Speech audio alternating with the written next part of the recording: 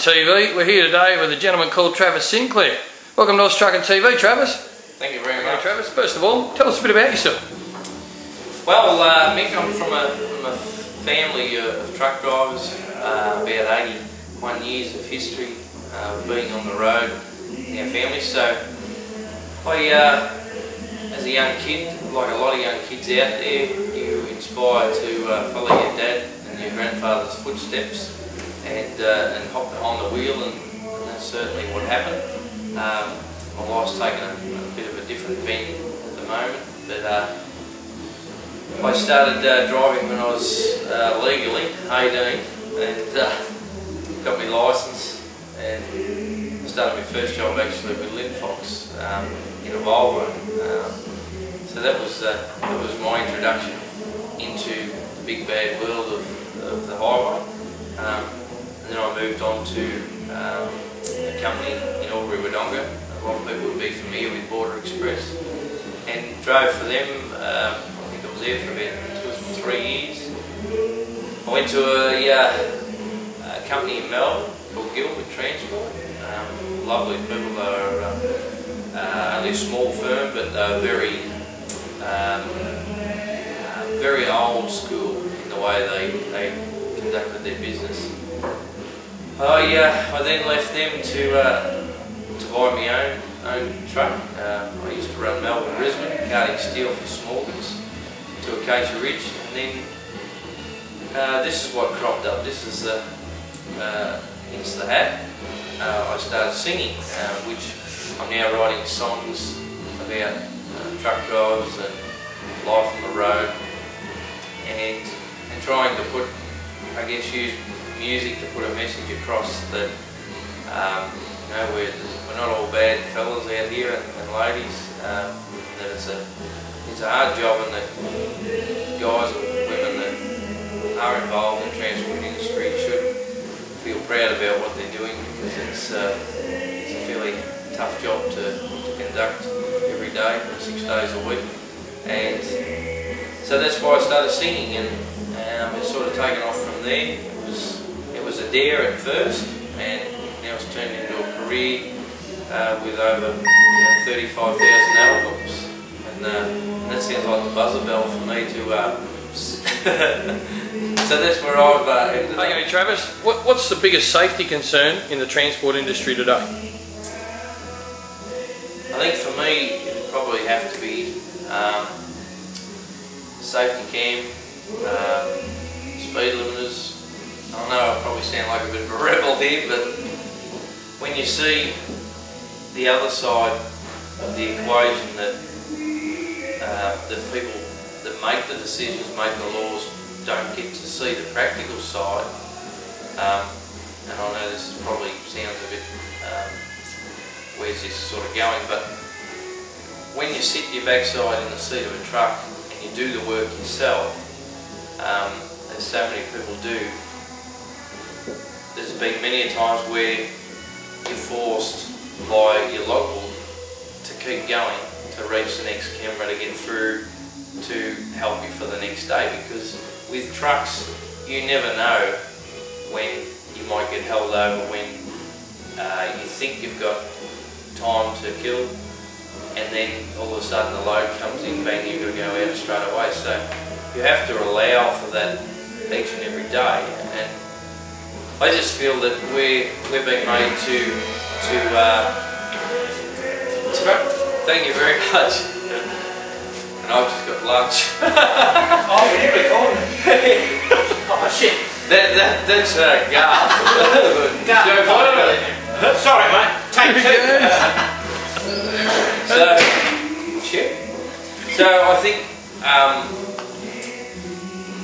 think it is hard to treat your body like a robot and expect it to just do the same thing sort of day in, day out. If you could influence road safety, what would be some of your ideas? Road safety is another hard one, I guess, because there's so many different things that fit into the equation. I think there's definitely, and it's definitely not new news. news. It's there's definitely not enough parking bays with the facilities to you know, to be able to do the things that you need to do to wash yourself and go to the toilet and things like that. It's getting better, but it's almost, I've always felt that it's, the rules have been put in place for it, and the rules are like, you know, into the future rules, but the parking bays aren't into the future parking bays yet.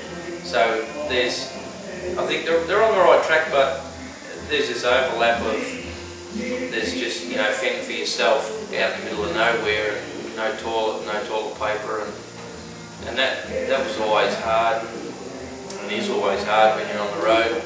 You find yourself cooking your own meals. I think between that and probably, what else would there be? I think the roads are definitely getting better. I think the Newell Highway probably needs a lot of work done to it, especially between Moree and going to Windy. But I think you know, everyone does the best that they can. The trucks are so much sophisticated than when our ancestors used to drive to Brisbane. It took them all week to go one way. So I think we're definitely lucky and safety-wise better off that way. We've got air conditioners. We can have a sleep. I think it should definitely be mandatory for air conditioners to be fitted to all interstate trucks. I think that's, after having an air conditioner now and seeing the difference in your sleep, I think it makes a huge difference. So I reckon probably air conditioners and really good parking bays, and I think everyone will want to do it. Hey Travis, what would you be doing if you weren't driving trucks? Probably another concert, or out in my shed building. I've just started a new business. I started the music while I was in trucks, and I found out my ancestors were bodybuilders, so my love for welding and engineering stuff, go-karts and everything that I guess every young fella does. My wife and I have just started a trailer business, and you'll get a bit of a laugh out of this because I had a dream about this. It's called Mother Goose Trailers, and we're building gooseneck trailers that are lightweight.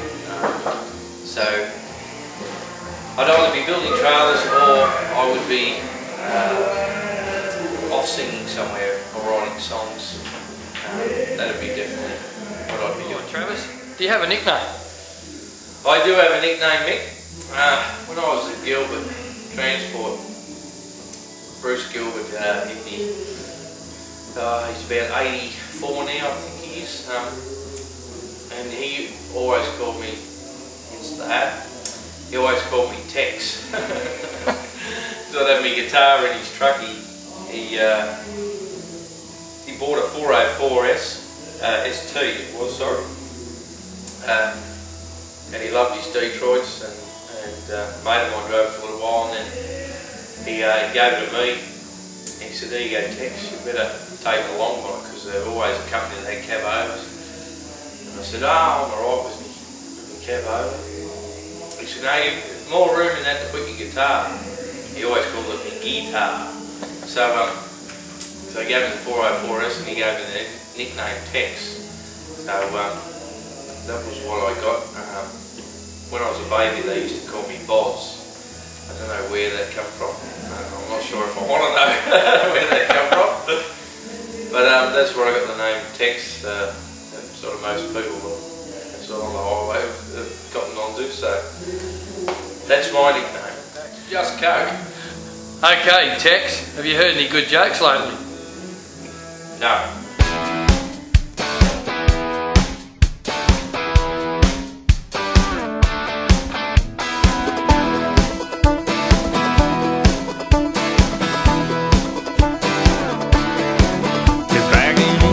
Dock, loading the stock, got a tank on the blow up, taking a string, a rope or a chain, time to turn